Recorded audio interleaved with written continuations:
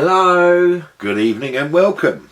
Welcome to our review of Doctor Who The Star Beast. Unfortunately, Mother couldn't join us today because she's feeling under the weather, but we are joined by her hot water bottle, Theo. So In her place, to give her ideas. Yeah. So basically, what Mother thought was she liked the episode, she loves David Tennant, and that was pretty much her grandeur of the thing, wasn't it? Like, she liked Sean Temple. Yeah, I think we all liked Sean. Yes, really. I think we did, yeah. Sean was quite a cool character. Like, he's very down to earth. It's quite nice to see like a family household with a dad. Yes, You know, he's down to earth, and he's got a dry sense of humour, and he comes across as a really nice person, which is great. He's the typical person that could calm Donna down because she's mad as a box of frogs most of the time. Anyway, we're jumping ahead. So what did we think of the episode? What did you think of the episode?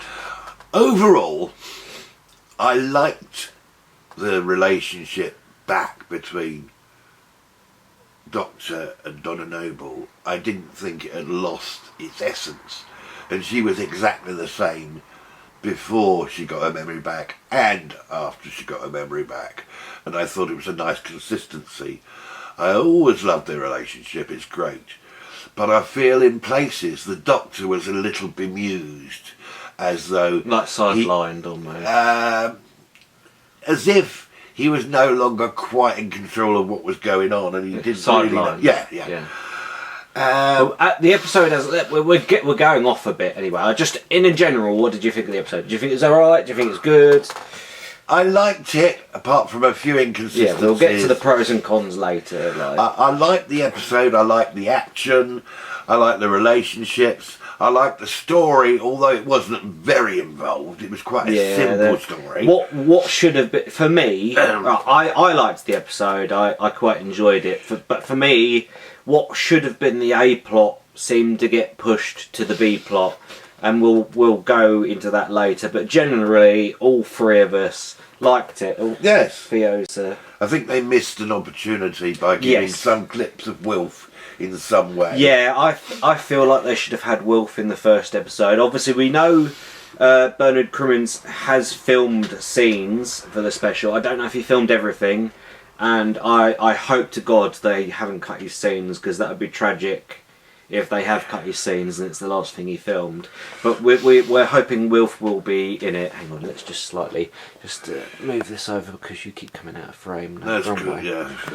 Right, as you can see, there's my New Who collection. Some of them. Yeah, I'm missing series 7 and 9 onwards, but after 10, for me, that's where it goes into it. So let's. Oh no, now it's gone too far the other way. Oh dear.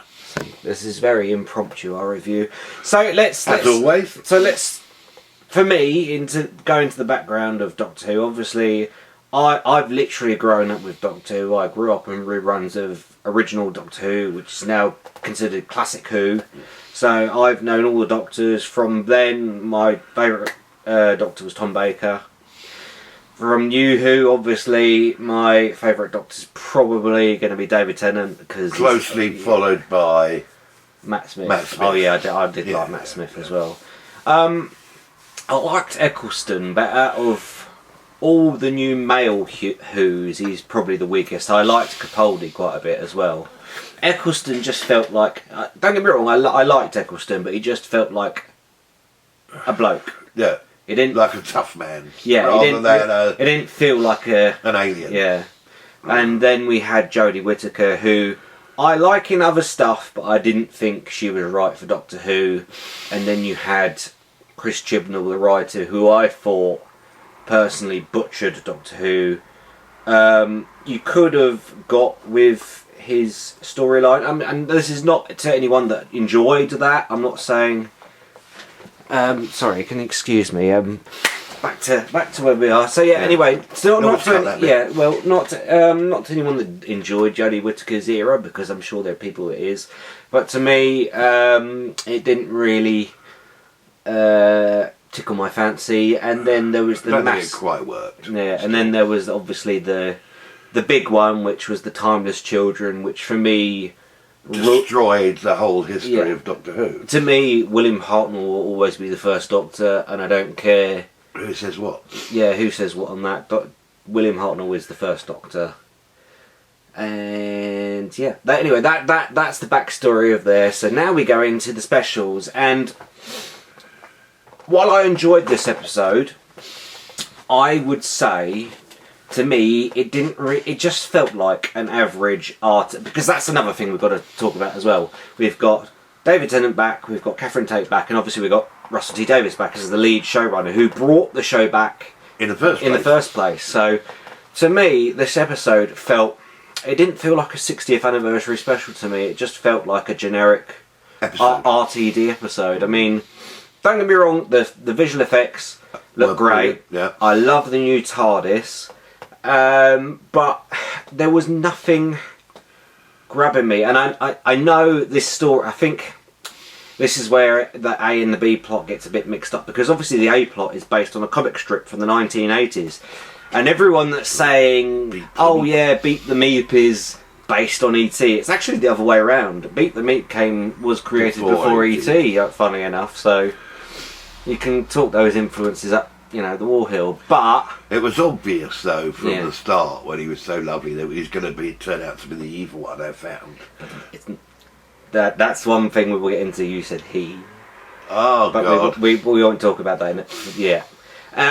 But yeah. I liked the new characters. Obviously, we've talked about Shaun Temple. Obviously, I've always loved Sylvie. She's always been a bit of a naggy mum, but now she's kind of very calmed down in the 15 years since we last saw her. And Rose, our new character, who is a trans character, I thought, for the most part, was done very well. And in fact, she was nice. Yeah. I have no argument in the whole dead naming scene, because I would never experience that, because as a mostly straight man, I've got no argument in that case. But the scene that I really, really loved was after Rose goes to the shed and Donna and Sylvie are talking, and Sylvie's a bit confused and always feels like she's making mistakes how she speaks to Rose. I thought that was quite a genuine scene. I thought that's quite a really that's probably one of the best scenes of the episode, like as a just general human to human interaction. But and a big but. There was a very lot of, I hate using the word woke. It's ramming it down your throat. There was quite a... And this is coming from people that like the episode. I'm just going to say that. I thought the ending... Because I very much liked the classic ending of Donna. I thought it was a tragic ending. And most companions' exits are tragic endings in one way or another. Yeah. And they kind of undermined it. I almost feel like when you brought Donna back and you thought she was dead, I thought that would probably be a good way to end it. But then they have the next bit where it passes down to the child, which again I thought, that's okay. And it dilutes the amount of exactly. power. I thought I understand that. Yeah, I thought that worked quite well. And she has all the memories too. But then you get into all the... I'm not going to say words specifically, because I know how people react to certain words. But when they go on about, you don't understand because you're a male presenting Time Lord and you just let it go. To me, that just undermines the whole ending of Journey's End. Like, if you could just let go of the power, why did Donna have to forget 15 years ago? Why couldn't they just let it go then? Like, to me, that felt like just a rushed excuse just to bring them back. And I think that was probably a get out of jail free card. I mean, obviously, I think they've done a lot of the heavy lifting, and I hate to say this, because I'm going to put a clip in from South Park just now. Yeah. We were just discussing ideas of what to do with the new Prince Eric movie. Put a chick in it, make her gay! Well, that maybe we should go a different route than we did with Indiana Jones. Fuck Indiana Jones, put a chick in it and make her name it gay! Yes, I think that might have been the pandering getting out the way, because Hopefully we'll hear no more of it. I'm sure we'll hear more of it, but Russell T Davies has come out and said the next 2 episodes are quite dark. Like, this was the fun, escapist one, whereas the next 2 episodes are going to be quite dark and almost not made for kids. So hopefully we've got past that part, we can actually start to see, because even though we had issues with the Jodie Whittaker run, but we still watched it because we are avid Doctor Who fans. Like, as much as we grope and moan about certain things being in certain shows, we're still fans of the show. We're still fans of the show. Yeah, exactly. Probably always will be, whatever happens. Because, again, I've grown up with you've grown up with Doctor Who. Yeah, of course. And this is one of the things, like... And while we've gone on this subject for quite a while, it's not something that we're, like, really against. Like, I think inclusion's quite important. I think what they did, to a certain extent, was done very well. But some of it was a bit over the top. Yes, I thought... rammed down your throat, and you didn't need to hear it.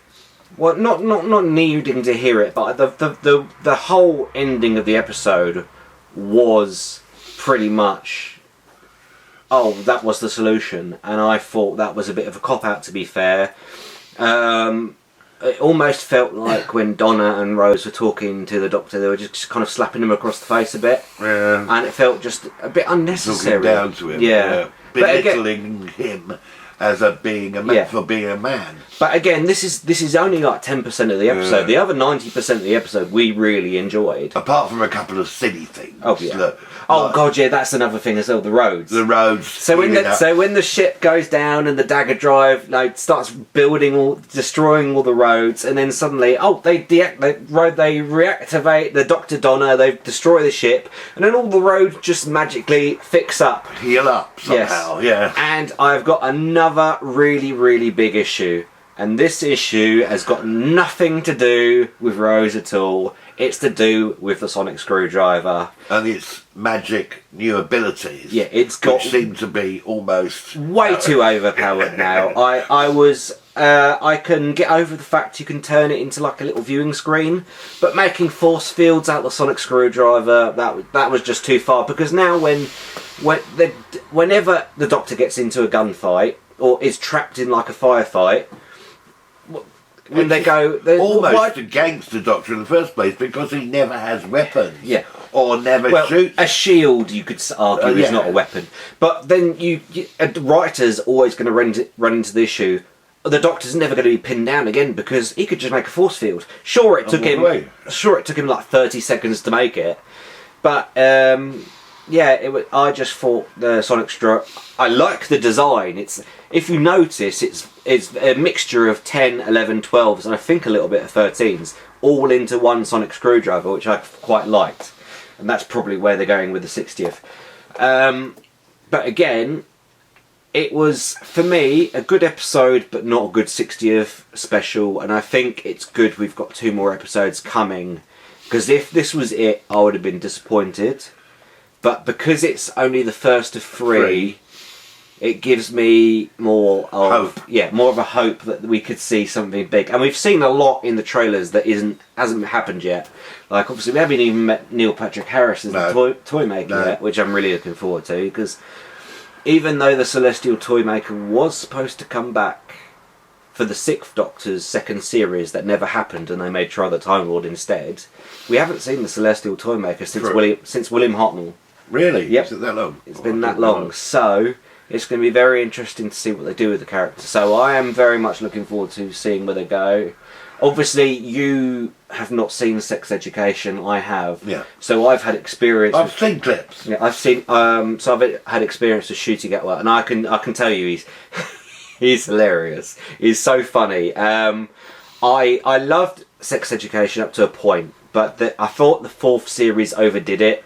Especially, ironically, with Shooty's character, where I'm not going to say because it spoils Sex Education, and for people that haven't got caught up, I haven't seen it yet. Yeah, I'm not going to say, but there's a plot point with Shooty's character, and it went a bit OTT. But him in the role is brilliant, and I can't wait to see what he does with the Doctor. So But we've got a while to wait for that. I think he's going to appear in the 3rd episode at least. I think there's going to be a scene from what... A regeneration scene towards the end of the 3rd episode. I've said this multiple times. Russell T Davies has stolen so many ideas from me. Right, meta-crisis. The Doctor splitting off from himself and there being 2 Doctors. That was going to happen to Shepherd. Right. Someone having the Doctor's memories but not really being the Doctor. That was good. That is me. That is the teenage Doctor. What is going to happen, I think, in the last scene... Right. Check me on this. Last scene, last episode, the Doctor's going to regenerate and he's going to be in the mind of the Doctor. And Shooty, there's a clip in one of the first trailers, I think he's going, what the hell is going on here? The hell is going on here? I think he's talking to David Tennant in the mind of the Doctor. Like, I think there's going to be a prison bit where all the Doctors... Maybe not all the Doctors, but some of the Doctors are going to be there. Shooty's going to be like, what the hell's going on here? And they're going to have like a conversation between all the Doctors. Maybe. I don't know. This is me theorising. He's going to come out as the one. Yeah. So... To take over. Yes. Okay. So, overall thoughts, we enjoyed it. There was a little bit... had a couple of issues. But we enjoyed it. Only minor ones. Yeah, only minor ones. And I can't wait to see what happens next. Hopefully... Theo will tell us. Yeah, hopefully, next time. yeah. We'll have Mother instead of Theo next time. Because he don't say a lot, bless him. No. Meep, meep. Anyway, well, I'll cut this now. So I think we've got our point across. Yes. So goodbye for now. Goodbye for now. And thank you very much for listening to our points of view. This is going to be a recurring thing for us. We're going to do at least the 3 specials and probably the Christmas special, which would be Shooty's official 1st episode. Yeah. We're planning to do at least those 4. If we will decide after them if we're going to do any more of these reviews. But for the moment, that's it. That's all we've got to say. Yeah. Right. Thank you for the time. Thank you for listening to us. And we will endeavour to do what we can in the future. Yes. Oh, and little NickeRMel update. NickeRMel update. December's coming. Written the script for Final Report, which we'll be filming quite soon. Yes. There's a reason I've got a beard and long hair at the moment. That's all I'll say. Anyway, that's it. Cheerio. I just had to throw that in there. But yes, look forward to Doctor Who on Saturday. I know this review's late, but we'll get there. So bye bye. Bye bye bye bye bye bye bye bye bye. Woo!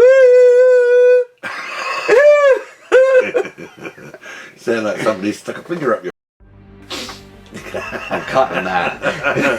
Or bleeping it at least. Or beeping.